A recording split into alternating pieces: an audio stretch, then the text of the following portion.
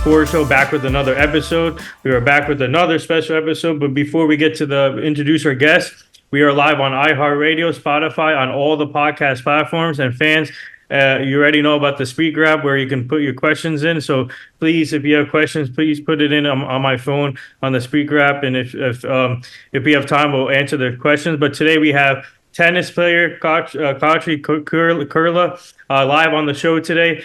Man, what a great story, great page she has on Instagram. Whoever doesn't follow on Instagram, you can follow her on Instagram. We'll get her Instagram handle at the end of the show. But she is amazing, inspiring tennis player, and she does a lot of stuff in the tennis world. And we'll get to her journey, career, and everything. So, Katri, thank you for joining the show. And how are you and your family doing today? Hi, great. We're super. Thank you.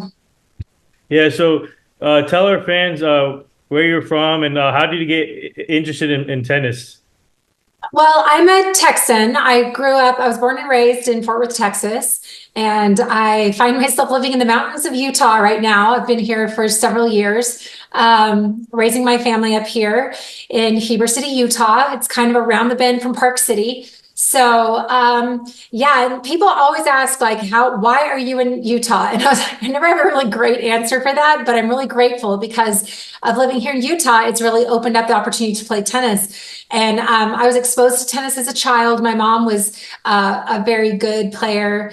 And but because of medical problems, she was a juvenile diabetic. And so when I got to be old enough to play, she was getting to a point where her body was not letting her play. So we changed from tennis to showing quarter horses. And then, so I grew up showing quarter horses competitively.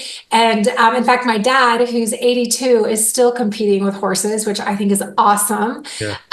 But I found myself here in Utah, and I had a daughter who was going into high school many years ago, and she wanted to play tennis. And so it kind of started alongside with her because I was watching her take a lesson, and there were ladies my age playing on the court next to her, and I just was like, oh, wait a minute, this is something I can do. And so while I've always been a fan of tennis, I have not really played competitively or how I am now until probably about 8-9 years ago or so. Oh. Yeah. Speaking of father, this weekend was Father's Day. So how was your weekend with your father and your family, and talk about them. And for him, unbelievable, 82 years old and still competing with horses. And just talk about what's that experience? What was that experience like for you, just to be compete with horses also in the family, the family tree, and just talk about that, and then talk about Father's Day weekend also. Okay. Well, yeah. So I think it was about 3 years ago, my dad moved from Texas up here to be closer to us, which has been so nice to have him close by. And he's a really fun, sweet guy. And so it's really great to have him closer. My mom is the competitor. She was fiercely competitive. And so anything she did, she wanted to compete with it. So I learned how to love to compete at a really early age, even though I would say that I did not thrive with it until I was, as an adult, learning through tennis how to compete. And it's just been such a wonderful journey to learn how to compete, how tennis has really made my life so much better in so many ways, not just on the court, but off the court. And that's kind of the genesis of why I started Tennis Yellow, Instagram account that's also now a blog.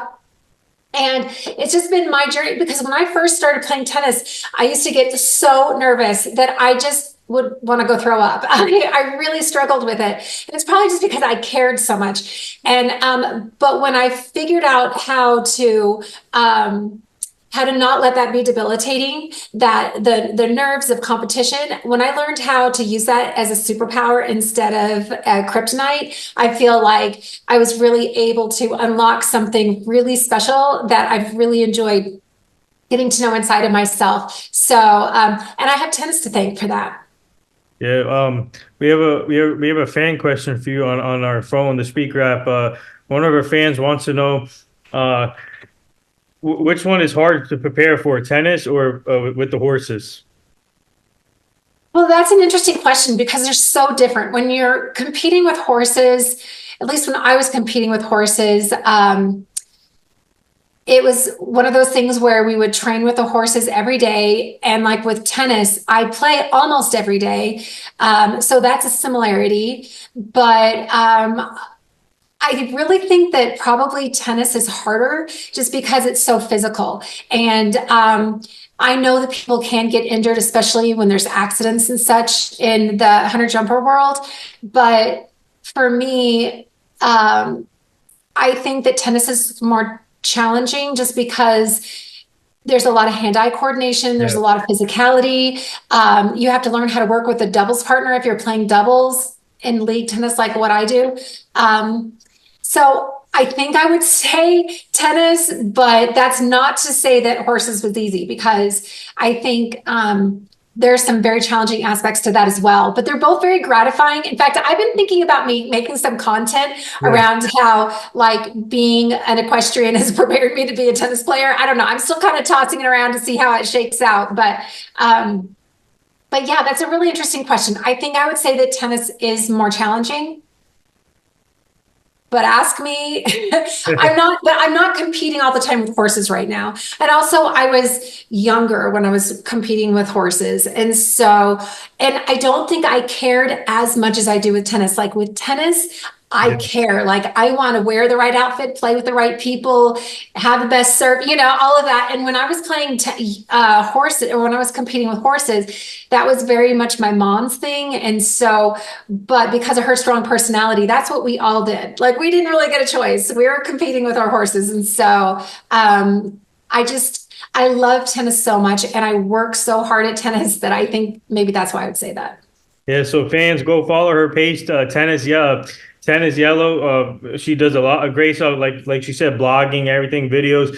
She puts a lot of videos together, and and you have TikTok also, right? If I'm not mistaken. I do, and I need to be better about keeping it more current. In fact, that's definitely something that's higher up on my list. I do have a TikTok account as well. And in fact, I've got most of my kids are all in college. I've got one that's still in high school, and they're all like, "Mom, seriously, why are you not doing TikTok more?" And I'm like, "I know I should, but I love Instagram. I like how pretty it is. I get around it really well, but I do have a TikTok, and I probably need to be better about keeping it as current. But Instagram is my most active platform. That and tennisyellow.com, my blog. So, but yeah, I do technically have, and I'm also kind of working on a YouTube as well. So that's in the works. Yeah, so tell our fans, how did you come up with the name Tennis Yellow, and when you started your blog and making videos put on Instagram, and then putting all together with the tennis, obviously playing high competitive tennis. Okay, well, first of all, let me qualify. If my love of tennis was equal to my skill set, I would be like a pro. But I am like an intermediate club player. I mean, probably a good intermediate club Yeah. player. So let me just qualify that right now. I don't want to act like I'm like, hitting Wimbledon, as more than just a spectator. But tennis yellow, I mean, I like when I see tennis ball, I see it as yellow. Some people see it as green though. Yeah. And so I like colors and I love tennis and I wanted the name to have something with tennis in it. In my neighborhood, in my world, there's a lot of debate about pickleball. Is it good? Is it bad? Whatever. I like pickleball. It's fine. It's fun. I played it some. I'm certainly not against it. But I am a tennis player. Like I love tennis. I like pickleball, if that makes sense. So I guess I picked the name because it's short and I like color. And I had a business. Probably 20 years ago called Spoiled Pink and another color business name. So I guess I just am kind of drawn to color and yeah, so that's kind of why I selected that name. And I also like it that there's a little bit of a debate, like, is the tennis ball green or is it yellow? I don't know. I kind of thought that was kind of fun. So yeah, that's kind of how I came up with the name. And I technically opened the page about a year and a half ago. And started the blog and all of that about a year ago. It's taken time, to make all the content for the blog and write all of that. And I do have a web team that helps me build some of that, just because I don't really know how to build a web page. So I'm happy to get some help with that. But it's been really fun. I just opened an LTK shop. That's a little bit new to me, but it's called Looks to Know, where I love doing a lot with fashion and tennis, Yeah. court adjacent fashion. And so that's something that's been really fun to work on. And just kind of leaning into all of the lifestyle of tennis. I love to compete, but I also love tennis clothing and just the tennis vibes. I travel a lot with tennis, so I love to go to different tournaments, and I love to explore different camps. I just really love everything about tennis. I just lean all the way in. Yeah, so speaking of tennis, obviously it's all about endurance and having the movement quick. It's all about quick and movement and footwork. So for you, how what? So for you, what would you teach or young kids who want to play tennis? What would you tell them to do? I mean, obviously playing multiple sports is big in this generation now, but what would you tell them? What big tips of advice would you give these young kids if they are going into tennis? Well, it's hard for me to give super great advice to kids, since my kids did not really want to compete with tennis. Um, my specialty is more like with adults that Yeah, play. But if it was kids, and if I'm talking to parents of kids that were, exploring tennis as a sport to play, I would say, try to find a really good coach that can teach you really great technique. I feel really fortunate. When I started out, I feel like I had a really good coach that taught me how to serve, how to develop a really strong serve. And so I'm fairly tall, and I think just dynamically, I was able to understand it well. But I think just starting off with a good coach that can teach you really good technique, one, to be as strong as you can, but also just to, use that to your advantage, also to avoid injury, because people get injured really easy. I think in a lot of sports they get injured. You hear people, in football and soccer and volleyball, all of it, and so I just think that it's really smart to try to be smart and not try to avoid injuries, if you can. And the way I've done that is try to have good coaches at the helm. And there's a lot of advice out there too on the internet. Some of it's really good advice, and some of it's just kind of, I would filter that through someone who actually knows before you just take gospel doctrine, from anything you read online. It is what I would say. But and if you're an adult that wants to yeah. play, a cool thing about tennis too is that you don't have to start off as a kid No, playing tennis to be an adult enjoying tennis. In fact, my mantra with my own children, when it comes to like playing tennis in high school or competing at a really high level as a kid, I'm like, do whatever it takes to keep tennis fun. And sometimes that's playing more tennis, but sometimes it's going to buy a new tennis skirt, or or hitting with a friend, or maybe playing less tennis. So I think that people can get burned out really easy if you don't take it at your own pace. I feel fortunate. I've have not had seasons of burnout, because like today I'm not playing tennis, but I know that tomorrow I cannot wait to play tennis. So I just think that as an adult, you don't have to be, this is what's great about being an adult tennis player. You don't have to be great. You don't have to be a super strong player, because you go on a rating system. You can be a beginner at a 2.5, and then the algorithm through USTA will let you know, like, oh, you've been winning matches against this person. So then at the end of the year, when you get the ratings reset, then you'll know what level to play at. So you can, because it's not fun if you go beat somebody 6-0, and it's also not fun if you get beat 6-0. So the whole point of the algorithm is to try to get, somewhat similar level play.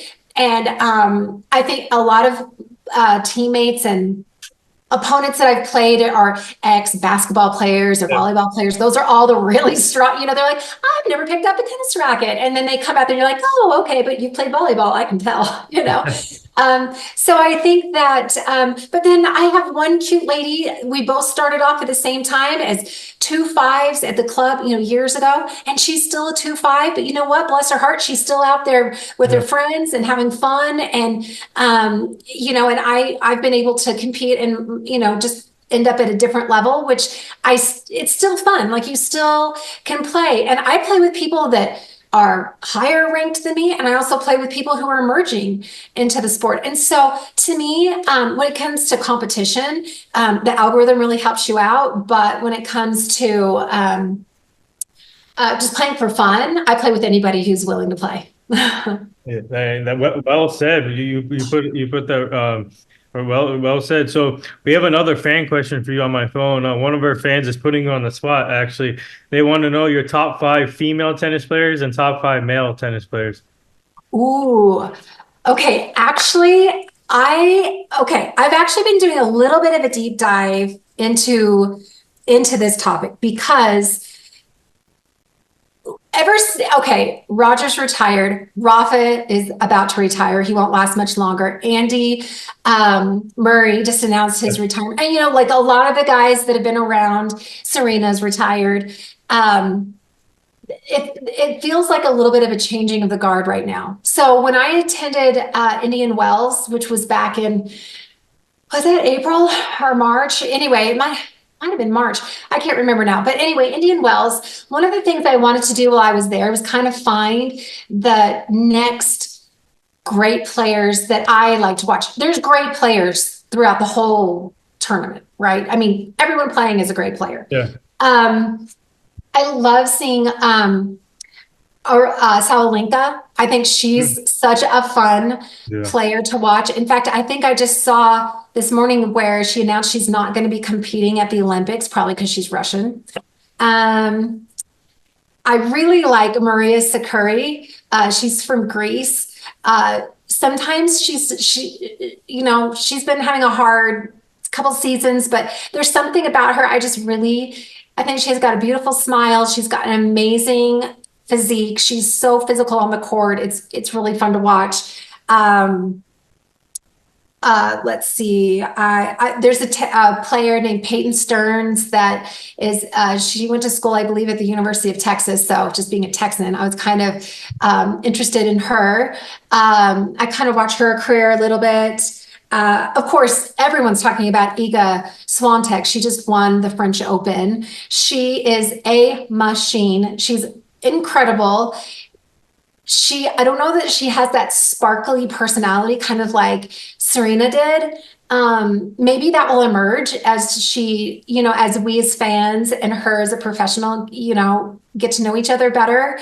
But I'll tell you, she had a match against another person that's fun to watch, Naomi Osaka at the French Open. And that match was mind-blowing. I think it was the second round. It was the most amazing match. And so I think that was maybe 6. But anyway, there's some really fun female players that and Ons Jabeur, I have to mention her because I really think she's from Tunisia. She's delightsome and an amazing athlete. So I really like watching her as well. But I say that, and I know that there's probably a dozen more those are just the ones that are kind of the top of head. But of course, with the men, men and women's tennis is so different. Men are so much more powerful on the court. Let's see, when it comes to men, I love Casper Ruud. I think he is fun to watch. I think, all of the women love Matteo Berrettini because he's so handsome. Let's see, of course, Carlos Alcaraz. We're all very excited to hear that Carlos Alcaraz and Rafael Nadal are pairing up to play doubles at the Olympics. That will be so fun. And Sinner is an Italian player that I really enjoy watching. So anyway, I think that was 5, but yeah, there's so many great ones, and it'll be fun to see who's going to be Carlos Alcaraz is kind of showing himself just to be that humble, talent out the wazoo, really fun player to watch. And there's a little charisma there too. I sometimes we like to call him Carlos Alcaraz, because he's such a cutie. But anyway, so there are some good, interesting athletes that are emerging, and but it's kind of, for me, it's a little sad because it's sort of this changing of the guard a little bit. I mean, I don't know if anyone will ever replace, Rafa and Roger and Novak, but who knows? I say that, of course, it will happen. So we're just waiting for the next, superstars to show themselves, and I think it's in the process of happening as we speak. There were some amazing stories that came out of the French Open, and of course, Wimbledon is right around the corner. So there will be some really fun.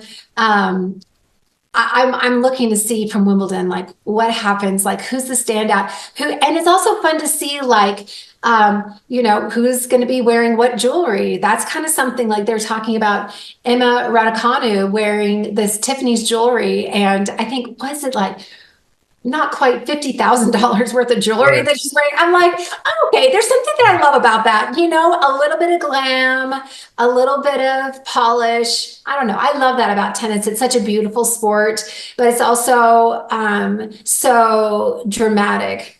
But I'll tell you what, you watch these best of 5 matches that the men play, and you're like, all right, 4 hours later, I mean, it's an investment of some time. Yeah. So. Are you going to be going to the Wimbledon?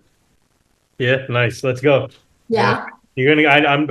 I know you're gonna get some great content, and I'm sure you're gonna interview some of these players, right? Oh, well, we'll see. We'll see. I think interviewing is your skill better than mine. we can get you up there in the interviewing skill. But I want to talk about you because obviously you're in the league, you play in the league, and talk about your day. So tell our fans about your day and how you go about before you play a match, and do you what's your routine as a tennis player? Well, so because of where I live, it's pretty far from a lot of the clubs that we compete at. So on days that's a league match day or even a lesson day or whatever, I usually leave a good hour and a half before, just because it takes me an hour to drive there. And, when you go to a match, you don't want to just like show up like, oh, your match is at 1 or whatever. And you don't want to show up at, 12:52. It's like, no, you want to give yourself a minute. So I like to give myself a lot of time to get there, so I'm not rushed. When I go to a match, I try not to listen to a book on tape or, an Audible. I try not to do that. And on the way home, I do. But when I'm on the way there, I really try to think. So this year, 2024, I've adopted the word focus as one of my words of the year. And I really find that serves me well when I play. And then my second word of the year is intention. And so I'm like, look, you're not going to win every match you play, right?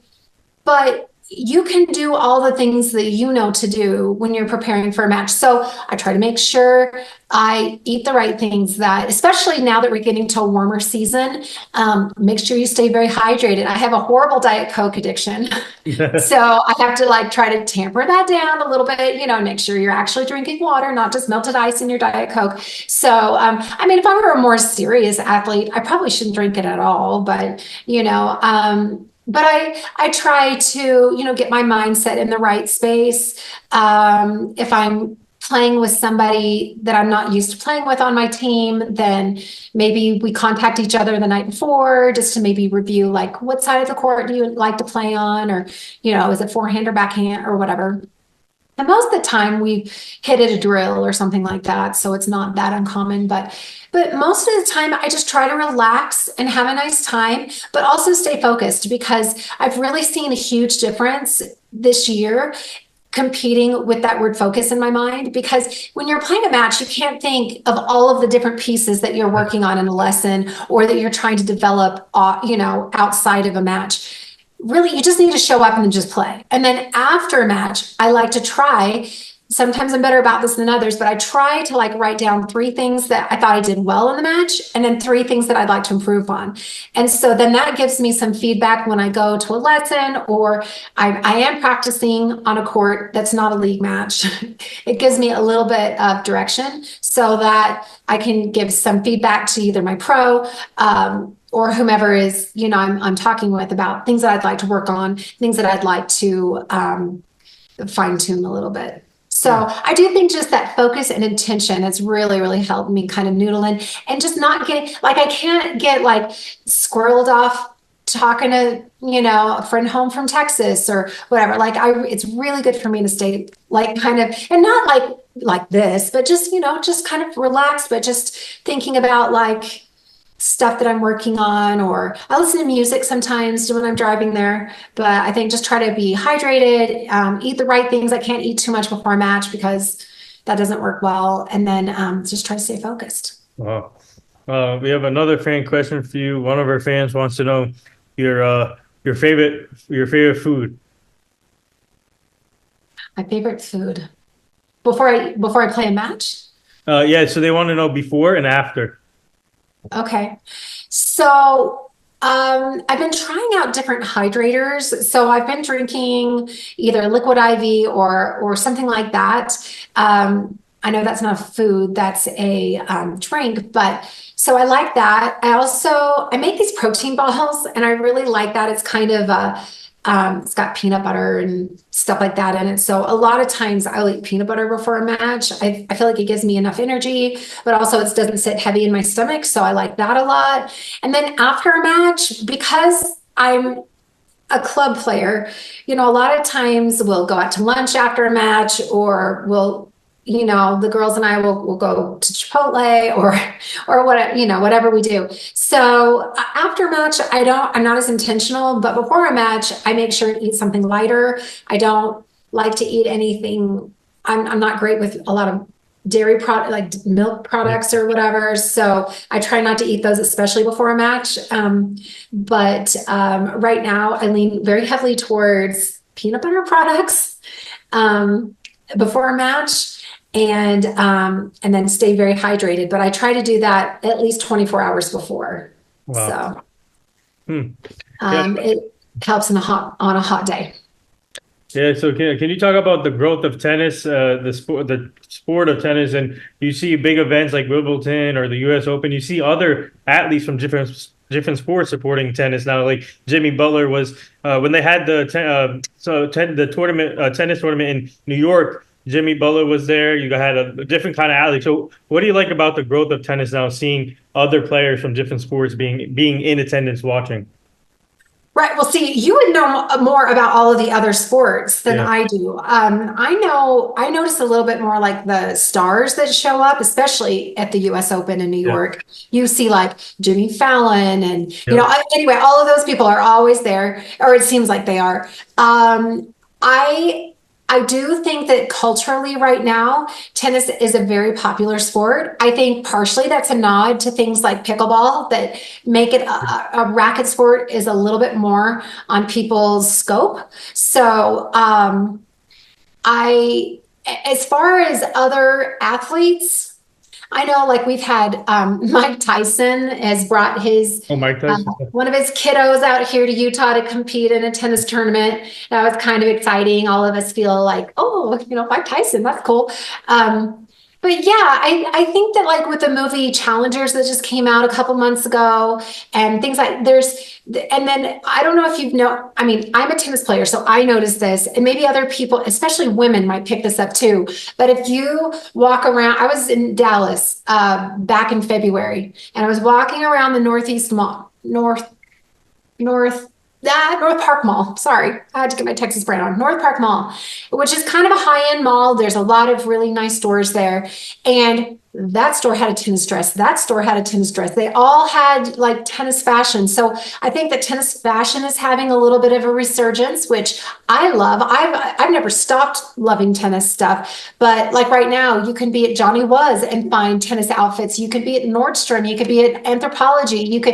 I just tried this on. I got this in a box. This morning I was trying this on to see if I saw your video on Instagram you just posted. Oh yeah, I just posted this. So I just but this is from Anthropologie, and I think some people might buy it just to wear. Like you don't have to go play tennis in it. You could just go have a summer dress. But I'm gonna take it on the court, and I'm gonna see how it plays because. Fashion doesn't always meet function when it comes to tennis clothing.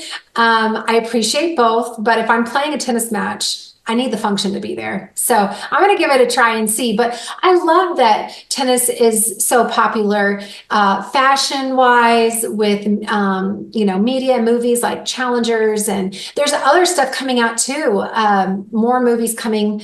I know in the fall I saw that there's something. What's it called? Nasty or something like that. It's like where tennis players are throwing fits on the court. I don't really know much more than that. But anyway, I love tennis, and it's fun to see something that I've always enjoyed be a little bit more on the scope. But is it just because I see it, or is it because it's always there? We'll take one more fan question here. One of our fans wants to know, if you were not playing tennis, what would you be doing? That's a really great question. Because, okay, so I live here close to Park City. My husband loves to ski. Like, that's what he wants to do. And in the past, I would go with him, but I would be like this, like going down, just so like, don't get hurt, don't get hurt, don't get hurt. I had a friend who was on a nationally bound team, blew out her shoulder skiing, and was out for over a year. Couldn't go. I mean, she went and cheered on her team at nationals, but couldn't compete because she got hurt. So I don't really want to ski anymore because it's not worth it. I don't want to get hurt. So if I were playing tennis, I really love making content on Instagram, and I would probably find something else that I could just lean into on Instagram and make content around, whether it's a bookstagram or maybe more with fashion kind of things. But I'm not like a huge fashionista, but I do like cool clothes. I do love to travel, so maybe something with travel. But tennis just seems the natural thing to do because I love it so much. I feel like it's good for me physically, it's good for me mentally. It's just such a great sport. So I don't know, I'd have to find, I mean, maybe pickleball, but maybe that's a cheap kind of answer because it's like kind of similar to tennis. It's not the same, but probably some way that I could just be creative. Because I do think that that's something that just makes me love tennis even more, is that building this account and having an opportunity to, make videos that are funny or instructional to some level or whatever. It has been very fulfilling, and I've really enjoyed learning to do that. Hey, you make a good content creator, so you can be like a content creator for the Wimbledon or the big tennis events. You should be they should hire you as their media woman. That's very nice of you to say. I do love it, and the thing is, there's so much more to learn. I don't think like 3 years ago I even knew how to get around my computer really that well. And so in the last, I used to be into real estate, and so that really taught me how to learn how to use my computer, how to use social media. And so then when I was kind of retiring out of real estate, I was like, what can I do with tennis? And so that's kind of how Tennis Yellow was born. Wow. So talk about the growth of women in sports, and you, especially you being involved now in the sport, and just talk about women in sports in general, because that's a big time. We're trying to grow that. Also, I have 12 people that work with me right now underneath my company, and 5 of them are female. So talk about like the growth of women in sports. Well, I love the growth of women in sports. I think it is so heartening. I remember when I was a very small child and my mom was playing tennis with her friends, and I remember, I mean, I was really small, so I didn't pick up on everything, but I just remember them, women didn't have equal pay in the sports. I know Wimbledon has tried, a lot of the tournaments are trying to level the playing field with pay and things like that, which I think is wonderful. But then also, I'm going to probably maybe not be very popular because, the men have to play the best out of 5 sets in a Grand Slam, where the women only have to play the best out of 3. To me, I think that all of the pro athletes should just play the best out of 3. Of course, that would have changed the outcome of the French Open for the men. But I do think I love the way tennis looks and how it feels to play. And I love that there's tennis skirts, and it's a very feminine, pretty sport to me. And And so maybe that's why, like for me as a woman in a sport, I enjoy it. I just think too that it doesn't have to just be about like training hard and busting your balls about everything. It can be like a refining process, and I love that. So as far as women in sports, I only really know my experience, and I don't necessarily I I'm a hesitant I'm hesitant to call myself a woman athlete, I guess. Now that I think, I mean, although I am, but I just think that it's just so much more than just a sport to me. It's like a lifestyle. And so it's a positive lifestyle. So when it comes to women in sport, I don't know. I don't know. You're stumping me a little bit with that one because I do think that there needs to be a place for women in sports. And I politically, I think that there have been some changes recently with women in sports that I think women should play women's sports. Yeah. And I know that USTA, the tennis association, that they that's something that they grapple with. And I know that in like Billie Jean King's book, she tells a story of a biological man that transitioned back in the 80s and competed in California and won tournaments and stuff. Now, he really transitioned and went through a very rigorous process for that.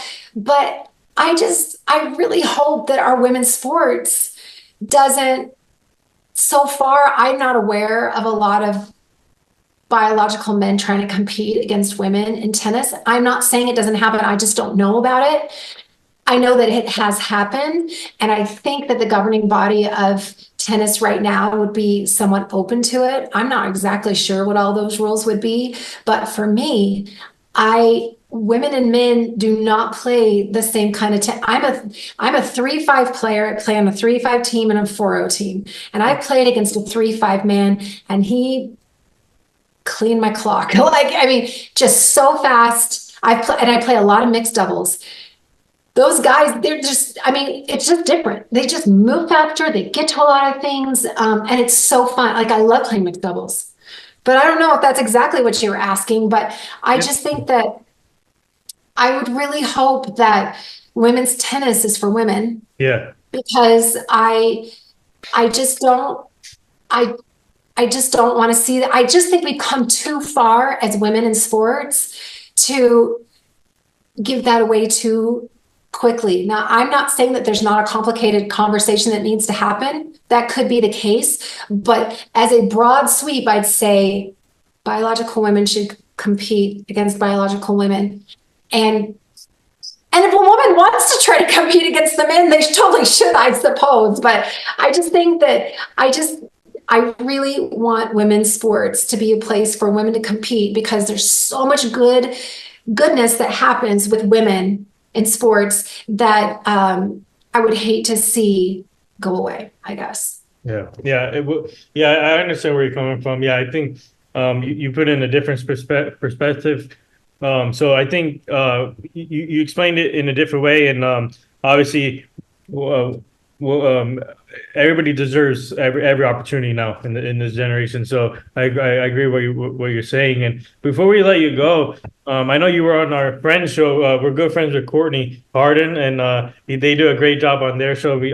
So I know you were on their show a couple of times. But talk about what's it like sharing your stories on platforms like this, and then their show and other shows like that. Oh, it's such a great opportunity. I've been so fortunate to be invited on a few different podcasts. And that's one thing I love about social media is that I already with tennis, I feel like I've carried my tennis racket around in an airport and people will stop me and say, "Oh my gosh, you play tennis?" I'm like, "Yeah, do you?" I mean, it's just like automatically, like you've got that in common, right? And so, but social media and the opportunity to speak with you and Courtney and other really cool people out there, just it's a really cool way to like just expand your, for lack of a better word, your friend group, right? Of just people that also love to compete, love to try, love to see what they can do. And so to me, I think that it's just a really great opportunity. And it's so wonderful to get to meet other people and their audiences that, are very different than, there's some people who follow along that don't play tennis, but they're reaching out to me like, how do I start playing tennis? I'm like, well, let's go, let's talk, and so, or they just think it's pretty, or they just think there's tennis drama, and that's kind of a fun thing to talk about, you get some middle-aged women, competing, that there's got to be all kinds of drama. Now, we always hope that it's good drama and not bad drama, but let's be true. Sometimes it gets bad, and you got to be able to laugh at this stuff. You need to be able to laugh at yourself. So I love just that the exposure just to more people that might be interested in hearing about tennis. And really, that's my mission, is just to grow the sport of tennis. There's a place for everybody in tennis, whether you are young or old, or, walking on two legs or rolling in a wheelchair. There's a place for you in tennis. I mean, it's such a wonderful sport. And even if you are a tennis fan and you just want to watch it, there's the place. There's the place for everybody in the sport, and it's so inclusive, and that's why I love it so much. So anyway. Wow. Yeah. So tell our fans, what do you have coming up next? I know you're going to the Wimbledon, but what else do you have coming up next on your agenda? Well, yes, I'm going to Wimbledon. That'll be a lot of fun. I'm also on a smaller scale. My team, it has been undefeated in this season, which is, I should, knock on wood, not to jinx myself, but so we're going to districts at the end of this week. Oh, nice. And then depending on how that works out, we'll see if we advance from there. And then I'm also on a 40 and over team. Oh. And so that season has started. So I've been invited to play on a mixed doubles team. So that's just going to get started in the next few weeks. But there's always more tennis. That's the thing about it. The good and bad thing about tennis. There's always more tennis. There's always tennis to watch. There's tennis to play. There's tennis to plan for. I'm planning on going to the US Open. That'll be a lot of fun. And my daughter's coming home from graduate school in September, so we'll have to get some good tennis in when she gets home as well. So there's just always more tennis on a very local level up to the worldwide level. So it's a lot of fun. Wow. Well, that's amazing. And congrats to your daughter on the graduate school. Thank you. Yeah, so there you have it, fans. And Katri Koehle joined the show today. And thank you, fans, for tuning in and asking great questions for her. And please follow her on Instagram, Tennis Yellow. You can find everything that what she does, like blogging, videos. We got to get her more on TikTok. The kid, like your kids say, you got to. I know. I'll do it. TikTok. So that's a goal. We have to have her more on TikTok, but. If you go check out her videos, you can check out her all the videos on Instagram. She posts on her stories, outfits, whatever tennis related she posts. But thank you again for joining the show. And like I said, truly an honor. And we finally made this happen after all the heckle, but we finally made it happen. And like I said, thank you, fans, and we'll stay connected and keep up the amazing work. You have a great story, and just keep it up. I love what you do. Thank you so much. And I'm glad this worked out. So Thanks for the invite. And it's been so nice to chat with you. Thank you. And have a great day. Thanks, you too. Thank you.